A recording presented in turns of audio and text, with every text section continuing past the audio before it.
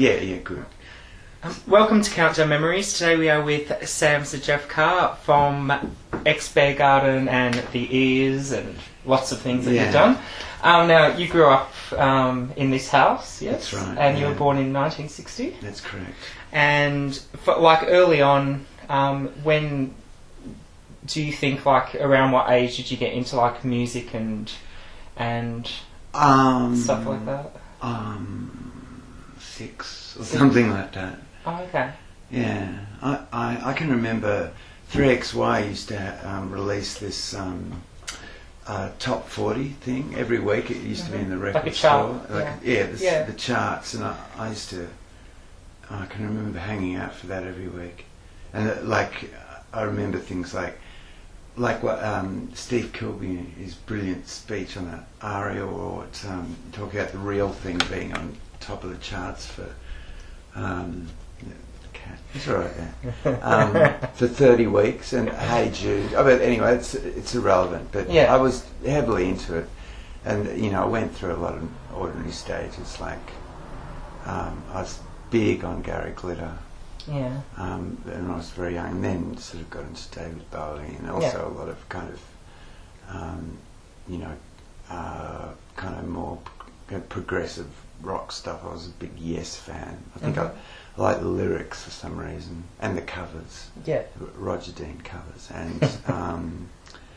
and Tangerine Dream. Okay. Wild on them when Phaedra came out. German. No, it's not krautrock. It's Kraftwerk? No. Not krautrock. Okay. I did like Kraftwerk. Meet Iggy Pop and David Bowie. What else was that line? Going to Dusseldorf. I can't remember that one. Now, in the film Dogs in Space, it documents you running in front of the TV when Countdown starts, waiting for a David Bowie interview. Oh, okay. Did you watch Countdown? Everyone watched Countdown. Yeah. Yeah. Oh, for sure. Yeah. It was only when it, got. Only when it started getting boring did we stop. The Countdown Revolution was sort of boring. Yeah, it was. Yeah. And everyone was heavily into it. Yep. When I was, a kid, we'd watch it too. I don't know what year it started. 74, 75. Okay, so I was 14 or whatever, and my parents were subjected to it. And my father, he was from Latvia. He was a potato farmer, whatever. But he was an engineer, but he wasn't really a potato farmer. But he didn't really understand what this kind of music was about. He didn't laugh very often, but one time he just could not stop himself. He just was. It was AC/DC's TNT, and it was watching these guys sort of singing with these explosions, and he was laughing for about a week. I sort of understood what he just thought they were, I don't know, just so stupid or something. I don't know. You remember that clip? Yeah, I do. Yeah, with exposure. Yeah. Now, getting on to the Crystal Ballroom scene. Yeah. When did you start going there, and did you form the Ears out of that club, basically? Kind of. Yeah, we formed the band at school, but it was more a platform for public stupidity than sort of music. We didn't really know how to do music, but we formed the band anyway. Yeah. And then gradually decided, then the music sort of seeped in. And well, I guess that's kind of... It's more an attitude. Yeah, well, I guess you just came out of punk, basically. Yeah, so, exactly. Yeah. And then, we sort of melded into the scene and, went out and saw bands and saw what other people were capable of. Yeah. Big Boys Next Door fans. Yeah. And what year did you to the Crystal Ballroom open? 78, 79. But it was, I think the Exford Hotel was where we did our first few gigs. Apart from parties and odd things.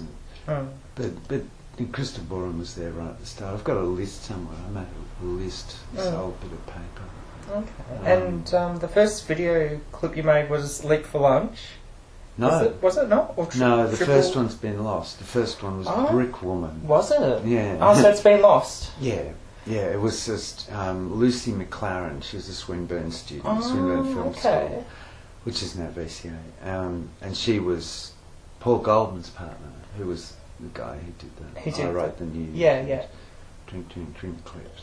And they all went to school together, them and Richard Lowenstein. Yeah. And Tim McLaughlin, who was keyboardist with the Ears for a while. Okay. And a whole there was a whole mob of them. Richard Lowenstein did the clip for Leap for Lunch. That's right. Yeah, and that was filmed in the original like Dogs in Space house. Yeah, that's right. Yeah, was that like fun to make? I